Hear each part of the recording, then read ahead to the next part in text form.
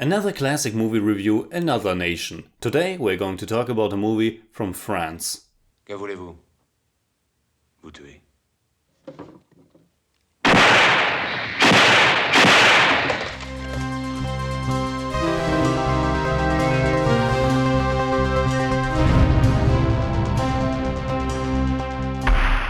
Servus Freunde, my name is Jimmy Cage, and not that long ago I reviewed John Woo's 1989 iconic gun-fu action masterpiece The Killer, in honor of the new John Wick. Today I'm going to talk about a film that's even older, Jean-Pierre Melville's 1967 crime drama Le Samourai, which of course translates to The Samurai.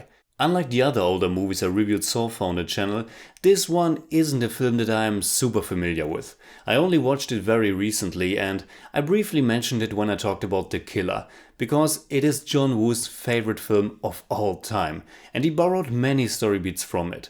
But the love for this movie doesn't end with John Woo, of course, because Le Samourai is easily one of the most influential films. From Walter Hill's The Driver, John Frankenheimer's Ronin, Jim Jarmusch's Ghost Dog to Nicolas Winding Refn's Drive and again John Wick.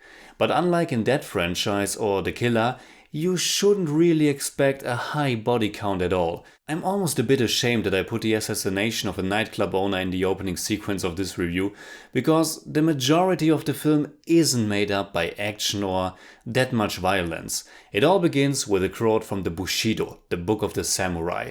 There's no greater solitude than that of the samurai, unless it is that of the tiger in the jungle, perhaps. Only that the quote is not really real because it was written by Melville himself, but solitude is the perfect word to describe our protagonist. Le Samourai tells the story of the professional hitman Jeff Costello, played by the legendary French actor Alain Delon. We first see him lying on his bed in this dark and totally sparse Parisian one-room apartment. He has no belongings and he also has almost zero emotions and facial expressions. He could just as well be dead inside. He kills people for money, but it doesn't give him pleasure. He just does it, probably because he's good at it and he has nothing else to fill his life with. Alain Delon is the archetypical cold killer, and yet he's not glorified as some kind of cool person. In Germany the movie is called Der eiskalte Engel, the ice cold angel. The story of the movie is fairly simple. We witness Jeff doing his job, working on his alibi, killing a person for money, but this time there's a witness and there's also a very relentless police inspector played by François Perrier, who gives an incredible performance. He's only credited as Le Commissaire and the witness, played by Cathy Rosier, is only credited as La Pianiste. It is almost weird that the killer has the name Jeff Costello. The story is simple, but the filmmaking can only be described as impeccable. The film was written and directed by Jean-Pierre Melville, one of the most remarkable names in French cinema. He can be regarded as the father of the French New Wave, being one of those filmmakers who had a deep knowledge about the art form and who was heavily inspired by American cinema. He's also a true auteur who had almost total control over most of his films.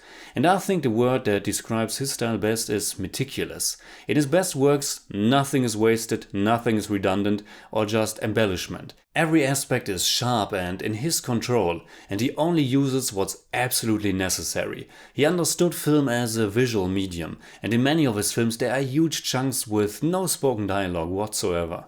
In his 1970 film Le Cercle Rouge, The Red Circle, there's a 27 minutes heist sequence that features no dialogue at all. In Le Samourai, it almost takes 10 minutes before the first words are spoken. At that point, we are already fairly introduced to our protagonist Jeff, who is not talking that much throughout the whole film. That's why the juxtaposition with the inspector character works even better.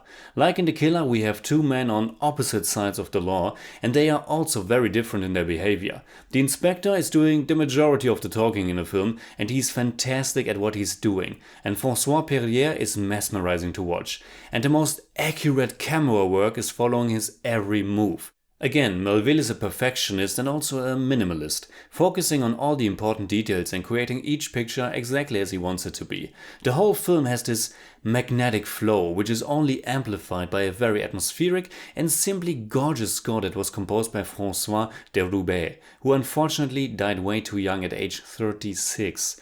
Melville himself was only 55 years old when he died, but he left a fantastic filmography. I think in many regards he's quite similar to Stanley Kubrick, and it's not that difficult to watch all their movies. Each one made 13, and I think almost all of them come with a recommendation.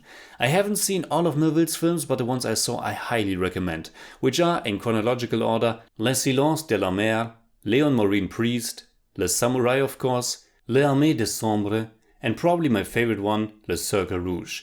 If you have a taste for noir movies and don't mind a slower pace, you should definitely try out Le Samourai. So in German I'd say, Der eiskalte Engel ist ein perfekter Einstieg in das Schaffen von Jean-Pierre Melville.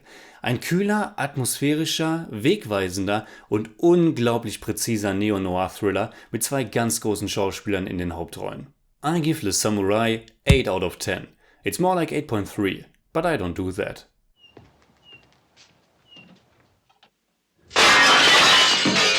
Raccrochez-le. Allez.